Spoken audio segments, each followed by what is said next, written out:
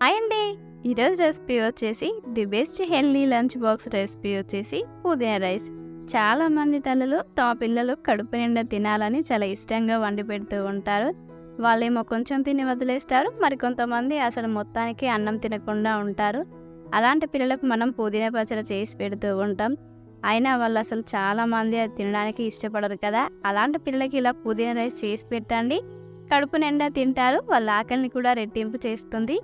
ముందుగా mixie jar తీసుకొని శుభ్రంగా కడిగి పెట్టుకుని ఒక కప్పు పుదీనాను వేసుకోండి. ఒక పెద్ద కట్ట తీసుకున్నాను, నాకు అది ఒక కప్పు వరకు వచ్చింది. మీరు చిన్నవైతే 2 కట్టలు తీసుకోండి. రుచికి సరిపడా సాల్ట్, 4 పచ్చిమిర్చిని వేసుకోండి. మనం ఇందులో కారం వేయం కదా, కాబట్టి కారాన్ని చూసుకొని వేసుకోండి. ఇంచు అల్లం ముక్క, ఒక మీడియం సైజ్ టమాటాని ఇలా చిన్న ముక్కల్లా కట్ చేసుకొని వేసుకోవాలి. 7 లేదా 8 వెల్లుల్లి రెబ్బల్ని పొట్టు తీసి వేసుకోండి. బాగా మెత్తగా కాకుండా కొంచెం బరకగా మిక్సీ పట్టుకోవాలి. చూడండి, మీకు ఇలా వీడియోలో చూపిస్తున్న విధంగా పట్టుకొని పక్కన పెట్టేసుకోండి. ఇప్పుడు బాండీ పెట్టుకొని 2 టేబుల్ స్పూన్ ఆయిల్ వేసుకోవాలి. ఆయిల్ వేడైన తర్వాత హోల్ గరం మసాలాలు వేసుకోండి. కొంచెం సాజీరా, 2 ఇలాచీలు, 3 లవంగాలు, కొంచెం జాపత్రి, ఒక బిర్యానీ ఆకు, 4 లేదా 5 జీడిపప్పులను వేసుకొని మంటను లో ఫ్లేమ్లోనే పెట్టుకొని వేపుకోవాలి. జీడిపప్పు వేగిన తర్వాత టేబుల్ స్పూన్ పల్లీలను వేసుకోండి. 2 ఎండుమిర్చిని వేసుకోండి. మంటను లో ఫ్లేమ్లోనే పెట్టుకొని వేపుకోవాలి. అప్పుడే పల్లీల లోపల కూడా చక్కగా వేగి టేస్ట్ కూడా చాలా బాగుంటుంది.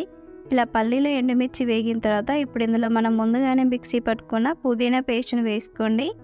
పచ్చివాసన పోయి ఆయిల్ సపరేట్ అయ్యేంత వరకు మూత పెట్టి 5 నిమిషాల పాటు మగ్గించుకోండి. ఖచ్చితంగా పచ్చివాసన పోవాలి, లేదంటే రైస్ చేదొస్తుంది. ఈ ప్రాసెస్ మొత్తం లో ఫ్లేమ్లోనే పెట్టుకొని చేసుకోండి.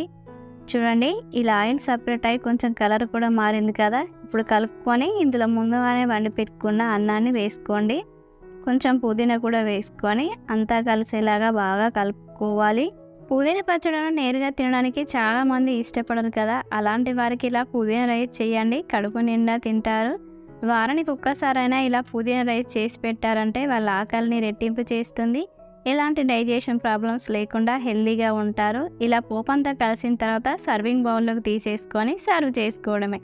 ఇంతే అండి, ఎంతో టేస్టీగా ఉండే పుదీనా రైస్ రెడీ అయ్యింది. మీరు కూడా ట్రై చేయండి. మీకు ఎలా వచ్చిందో నాకు కింద కామెంట్ చేయండి, లైక్ చేయండి. మరికొన్ని మంచి మంచి రెసిపీస్ మన ఛానల్లో వస్తూ ఉంటాయి. సబ్స్క్రైబ్ చేసుకోండి. Thank you for watching.